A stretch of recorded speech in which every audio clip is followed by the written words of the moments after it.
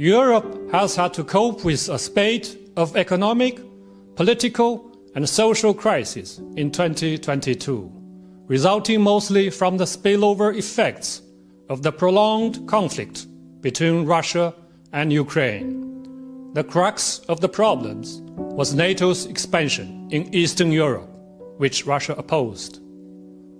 NATO continued to create imaginary enemies after the Cold War and drove 5 expansion waves eastward all the way to Russia's doorstep, which sowed the seeds of hostility and conflict.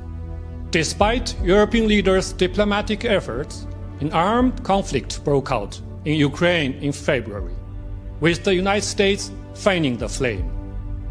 The conflict's immediate consequence was Europe's biggest refugee crisis since World War II. As European countries scrambled to accommodate millions of fleeing Ukrainian refugees, then came Europe's energy crisis.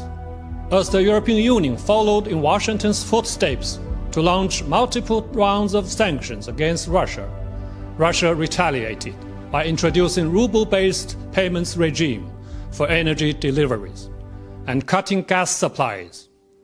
The ensuing energy crisis has sent inflation through the roof, dampened consumption and industrial development, and pushed Europe to the brink of recession. The widespread cost of living crisis has seen European people take to the streets and workers go on strikes. Political turmoil also emerged in some countries. Italy's snap election this year saw the victory of the far right. Liz Truss became the shortest-serving Prime Minister of the United Kingdom as the country faced a severe leadership crisis. As Europe stuck to its long tradition of following Washington's foreign policy, the continent has been suffering self-inflicted pain. Meanwhile, Washington has been raking in profits at the cost of its European allies by pushing them to stop importing Russian energy, while selling its liquefied natural gas to Europe at much higher prices. This will deal yet another heavy blow to Europe's green transition ambition and make its goal of strategic autonomy further out of reach. This year, China has continued to pursue practical cooperation with Europe, with the vision of a community with a shared future for mankind. Early this year, Chinese President Xi Jinping delivered a speech online at the World Economic Forum in Davos, which garnered positive feedback from across Europe. In November, German Chancellor Olaf Scholz visited China, becoming the first Western leader to visit the country after the 20th National Congress of the Communist Party of China. Leaders of France, Italy, the Netherlands, and Spain also met with Xi during the Group of 20 summit in Bali in November, and President of the European Council, Charles Michel, visited China in early December.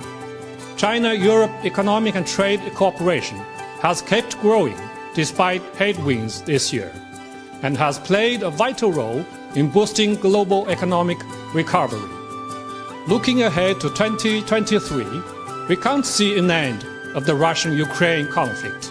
And of course, we hope for peace talks, as neither side can achieve its goals by force. The EU has pledged 18 billion euros for reconstruction efforts in Ukraine next year. Meanwhile, Europe's energy crisis is here to stay in 2023. The International Energy Agency estimated that the EU could face a shortfall of around 30 billion cubic meters of natural gas for refilling 95% of its gas storages before next summer, as Russia's further reduction of pipeline gas deliveries and China's gas imports rebound next year could make the market more competitive. Top-level interaction between China and Europe, which has been impeded by the COVID-19 pandemic for 3 years, will resume in 2023. Leaders of France and Italy plan to visit China early next year. The year 2023 marks the 10th anniversary of the launch of the Belt and Road Initiative. It is in the common interest of China, Europe, and the international community to champion cooperation over confrontation and choose to build bridges